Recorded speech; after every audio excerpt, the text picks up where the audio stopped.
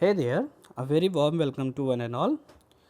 Today we are going to discuss our next topic, that is iodine deficiency control program under the National Health Programs, right?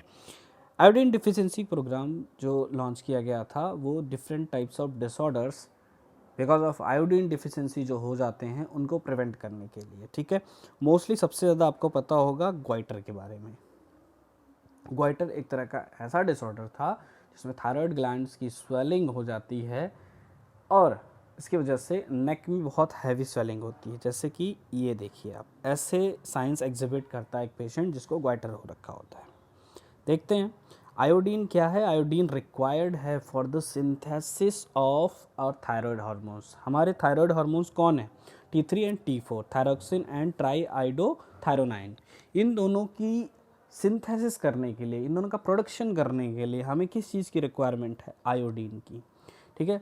और जो thyroid hormone है, ये दोनों thyroid hormone किस चीज़ के लिए एसेंशियल है? हमारी normal growth and development and wellbeing of every individual. हर किसी की बॉडी की physical growth, mental growth, body की हेल्थ स्टेटस को मेंटेन करने के लिए आयोडीन बहुत ज़्यादा नेसेसरी है, क्योंकि आयोडीन क्या बनाता है? थायराइड हार्मोन, और थायराइड हार्मोन मेंटेन करता है हमारी normal growth and development pattern को। रिक्वायरमेंट की बात करें तो एक तरह का माइक्रोन्यूट्रिएंट है जो तकरीबन 100 to 150 माइक्रोग्राम हमारी बॉडी में चाहिए, ठीक है।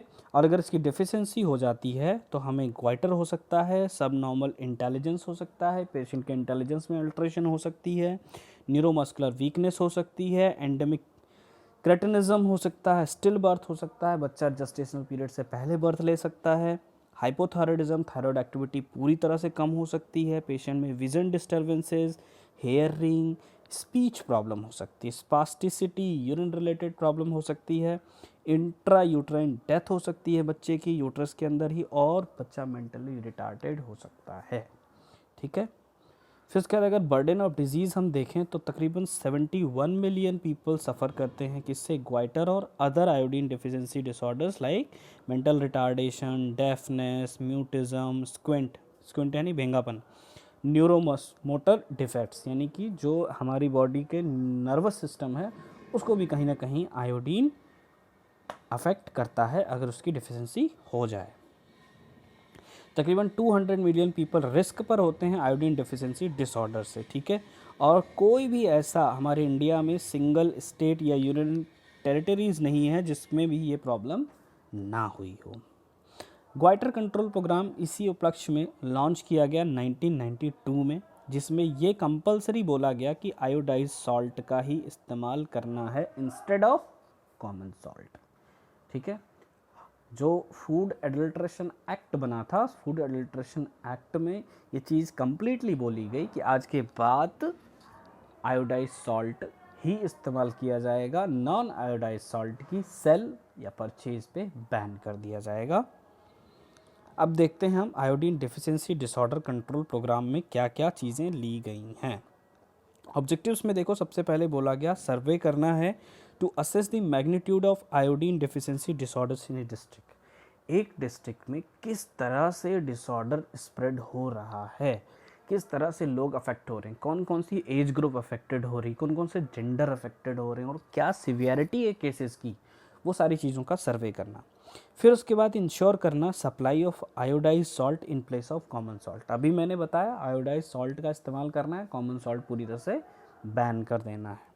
फिर अगेन रीसर्वे करना है कि आयोडीन डिफिशियंसी डिसऑर्डर्स में अब क्या प्रोसेस हो रही है, ठीक है। हमने पहले क्या किया, एक सर्वे किया जिसमें पता लगाया कि किस तरह से डिजीज़ कंडीशन स्प्रेड हो रही हैं, डिसऑर्डर से स्प्रेड हो रहे हैं, और फिर उसके बाद हमने इंटरवेंशन किया। कौन सी इंटरवेंशन की? आयोडाइज सॉल्ट प्रोवाइड किया।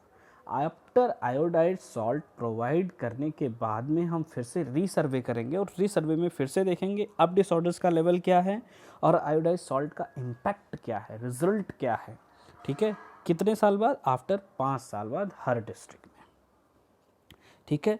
और लेबोरेटरी मॉनिटरिंग प्रोसेस किया जाएगा जिसमें सब 2 चीज़ें चेक की जाएंगी। एक तो नमक में आयोडीन की क्वांटिटी चेक की जाएगी, दूसरा यूरिनरी आयोडीन एक्सक्रीशन। जो पेशेंट अफेक्टेड है आयोडीन डिफिशियंसी डिसऑर्डर से, उसके यूरिन सैंपल लेके उसमें चेक किया जाएगा कि आयोडीन की क्वांटिटी क्या है, ठीक है। और lastly most important health education and publicity, कि नमक लेना है तो हमें ऐसा नमक ही लेना है जिसमें क्या मिलेगा, आयोडीन मिलेगा। उसके पोस्टर लगाए जाएं, उसके स्लोगन बनाए जाएं, उसके नाटक बनाए जाएं, नुक्कड़ नाटक किए जाएं, वो सब चीज़ें इसके अंडर में आ जाती हैं। फर्दर देखें अचीवमेंट्स में, तो सबसे पहले तो प्राइवेट सेक्टर्स में स्टार्ट कर दिया गया आयोडाइज सॉल्ट का प्रोडक्शन। तकरीबन 790 प्राइवेट मैन्युफैक्चरर ने स्टार्ट किया, कितना, 112 लाख टन नमक प्रोडक्शन के लिए, ठीक है। फिर उसके बाद में इंश्योर कर दिया गया, ये मोस्ट इंपॉर्टेंट पॉइंट है, मैंने अभी अभी आपको बताया था कि under food adulteration act, prevention of food adulteration act 1954 के अंडर ये बोला गया कि 1990 के बाद, कब, 27 मई 1990 के बाद जो नॉन आयोडाइज सॉल्ट है यानी कॉमन सॉल्ट है वो क्या कर दिया जाएगा, बैन कर दिया जाएगा, उसको यूज नहीं करना है, ठीक है। एक्सेप्ट इन केरला, सिर्फ केरला में रोक दिया गया था क्योंकि वहाँ के नमक में ऑलरेडी आयोडीन हमें हाई अमाउंट में मिल रहा था, और भी अदर सोर्सेस है जिससे वो आयोडीन ले रहे थे, इसलिए केरला में बैन नहीं किया गया, बाकी सब जगह बैन कर दिया गया था। फिर उसके बाद में है मेन चीज़ इफेक्टिव मॉनिटरिंग, किस चीज़ का, जो भी हमारे national iodine deficiency disorder control programme में पॉलिसीज़ बनाई गई, ऑब्जेक्टिव्स बनाए गए, उनकी प्लानिंग इम्प्लीमेंटेशन हो रही है या नहीं, कहाँ, all states all union territories में।